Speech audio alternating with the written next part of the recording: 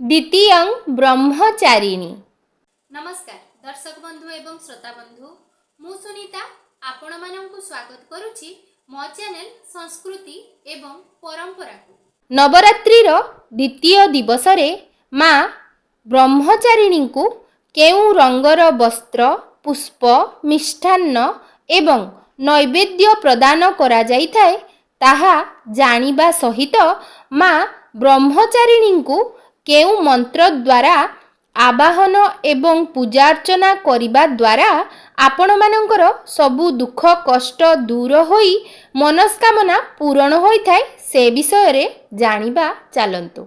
दधाना कर पद्माभ्या मक्ष माला कमंडलु देवी प्रसिद्धतु मयि ब्रह्मचारिण्य नूत्तमा।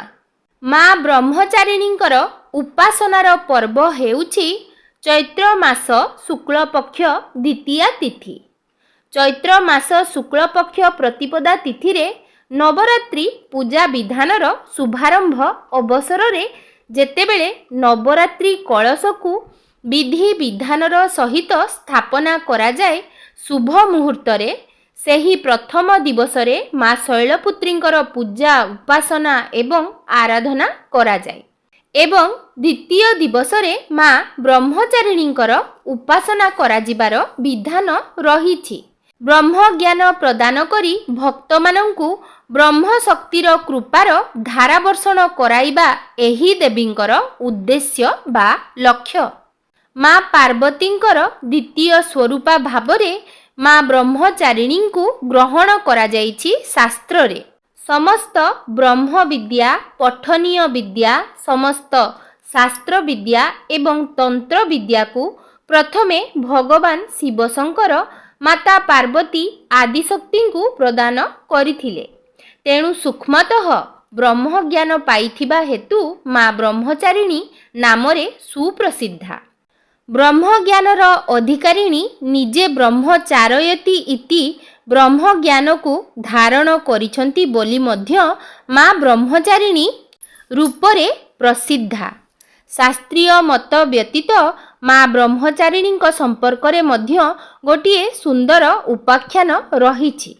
हजारे वर्ष केवल फल फूल पत्र आहार करी कठोर निष्ठा तपस्या एवं साधना बलरे स्वयं शिवशंकर को से संतुष्ट करी पति रूपरे पाइथिले एवं कुहा जाए 3000 वर्ष पर्यंत केवल माँ जगज्जननी बेलपत्र आहार करी कठोर तपस्या करिथिले एवं 100 वर्ष धरी केवल पत्र आहार करिथिले। तेणु पत्र को जेहेतु पर्ण बोली कुहा जाए तेणु माँ हेउछंती अपर्णा।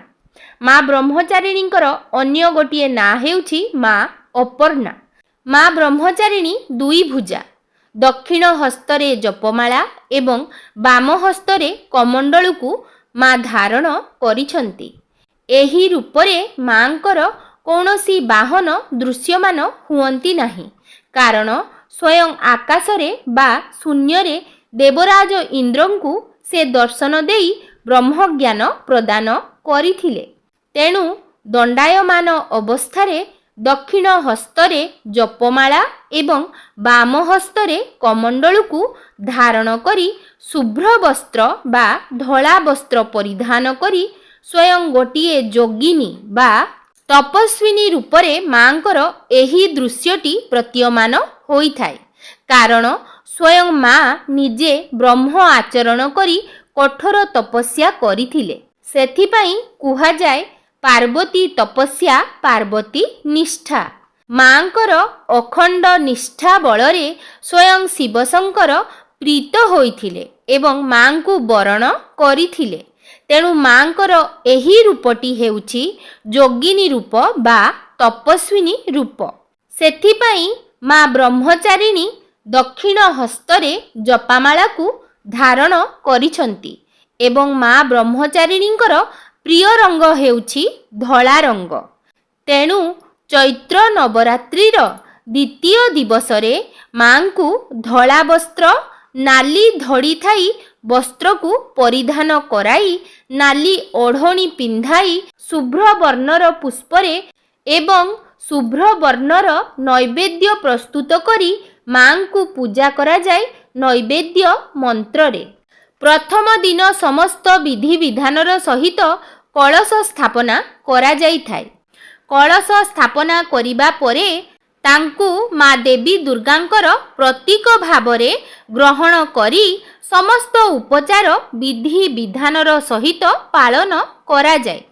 ତାପରେ ମାଙ୍କୁ ହରିଦ୍ରା ମନ୍ତ୍ରରେ ହଳଦୀ, କୁଙ୍କୁମ ମନ୍ତ୍ରରେ କୁଙ୍କୁମ, ସୁଗନ୍ଧ ଦ୍ରବ୍ୟ ମନ୍ତ୍ରରେ ସୁଗନ୍ଧ ଦ୍ରବ୍ୟ, ସିନ୍ଦୁର ମନ୍ତ୍ରରେ ସିନ୍ଦୁର, ଅଳତା ମନ୍ତ୍ରରେ ଅଳତା, ପାଦୁକା ମନ୍ତ୍ରରେ ପାଦୁକା, ଗନ୍ଧ ମନ୍ତ୍ରରେ ଗନ୍ଧ, ପୁଷ୍ପ ମନ୍ତ୍ରରେ ମାଙ୍କୁ ଧଳା ରଙ୍ଗର ପୁଷ୍ପ ଏବଂ ଅନ୍ୟାନ୍ୟ ସୁବାସିତ ପୁଷ୍ପ, ଧୂପ ମନ୍ତ୍ରରେ ଧୂପ, ଦୀପ ମନ୍ତ୍ରରେ ଦୀପ, ନୈବେଦ୍ୟ ମନ୍ତ୍ରରେ କ୍ଷୀରରେ ତିଆରି ବିଭିନ୍ନ ପ୍ରକାରର ନୈବେଦ୍ୟ ପ୍ରସ୍ତୁତ କରି ମାଙ୍କୁ ପ୍ରଦାନ କରାଯାଏ ଏବଂ ଅକ୍ଷତ ପୁଷ୍ପାଞ୍ଜଳି ମନ୍ତ୍ରରେ ମାଙ୍କୁ ପୁଷ୍ପାଞ୍ଜଳି ପ୍ରଦାନ କରାଯାଏ। ଭୋଜନ ନୈବେଦ୍ୟ ଶେଷରେ 3 ଥର ପୁଷ୍ପାଞ୍ଜଳି ପ୍ରଦାନ କରିବାର ବିଧାନ ରହିଛି।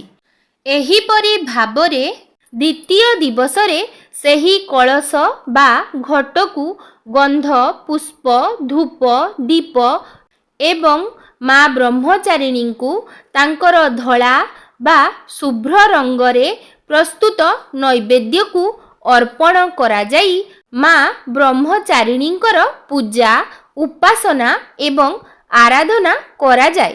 ପରିଶେଷରେ ମାଙ୍କର ଉଦ୍ଦେଶ୍ୟରେ ମାଙ୍କର ବିଭିନ୍ନ ପ୍ରକାର ମନ୍ତ୍ର, ଶ୍ଲୋକ, ସ୍ତୋତ୍ର, ଜଣାଣ ପାଠ କରାଯାଏ। ଦୁର୍ଗା ଦ୍ୱାଦଶ ନାମ ସ୍ତୋତ୍ରମ୍ ପାଠ କରାଯାଏ। ବିଭିନ୍ନ ପ୍ରକାର ମାଙ୍କର ମନ୍ତ୍ର ପାଠ କରାଯାଏ। ଶ୍ଲୋକ ଉଚ୍ଚାରଣ କରାଯାଏ। ଚଣ୍ଡୀ ପାଠ କରାଯାଏ। ଅପରାଜିତା ମନ୍ତ୍ରରେ ମାଙ୍କୁ ପ୍ରାର୍ଥନା କରାଯାଏ ଏବଂ ତା ସହିତ ମାଙ୍କର ବିଭିନ୍ନ ସ୍ୱରୂପକୁ ପୂଜା କରାଯିବାର ମଧ୍ୟ ବିଧିବିଧାନ ରହିଛି। ପରିଶେଷରେ ମାଙ୍କୁ କ୍ଷମା ପ୍ରାର୍ଥନା ଏବଂ ନମସ୍କାର ମନ୍ତ୍ରରେ ମାଙ୍କୁ ନମସ୍କାର କରାଯାଏ ଯେ ହେ ମା, ହେ ପରମ କଲ୍ୟାଣକାରିଣୀ, ହେ ସୃଷ୍ଟିର ସୃଷ୍ଟି ସ୍ଥିତି ପାଳନକାରିଣୀ, ତୁମେ ତୁମର ସମଗ୍ର ଧରାର କଲ୍ୟାଣ କର ଏବଂ ହେ ମା, ସମସ୍ତ ଭକ୍ତଜନ ମାନସଙ୍କୁ କୃପା କଟାକ୍ଷରେ ଚାହିଁ ରହିଥାଅ। ଏହିପରି ପ୍ରାର୍ଥନା କରି ସମସ୍ତଙ୍କର ମଙ୍ଗଳ କାମନା କରାଯାଇଥାଏ। ମା ଜଗଦମ୍ବାଙ୍କ 9ଟି ରୂପରୁ ଦ୍ୱିତୀୟ ରୂପ ହେଉଛନ୍ତି ମା ବ୍ରହ୍ମଚାରିଣୀ। ନବରାତ୍ରିର ଦ୍ୱିତୀୟ ଦିନରେ ମା ବ୍ରହ୍ମଚାରିଣୀଙ୍କର ବିଧିବିଧାନର ସହ ପୂଜା ଅର୍ଚ୍ଚନା କରାଯାଏ।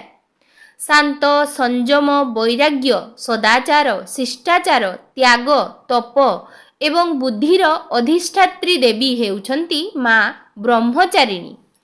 ମାଙ୍କ ଉପାସନା କଲେ ଜୀବନରେ ଆସୁଥିବା କଠିନରୁ କଠିନ ସଂଘର୍ଷ ସରଳ ହୋଇପଡ଼େ।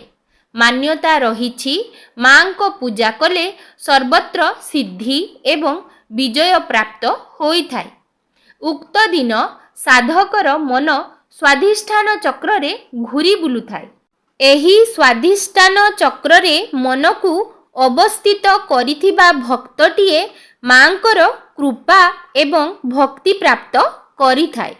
ଯା ଦେବୀ ସର୍ବଭୂତେଷୁ ମା ବ୍ରହ୍ମଚାରିଣୀ ରୂପେଣ ସଂସ୍ଥିତା। ନମସ୍ତସ୍यै ନମସ୍ତସ୍यै ନମସ୍ତସ୍यै ନମୋ ନମଃ।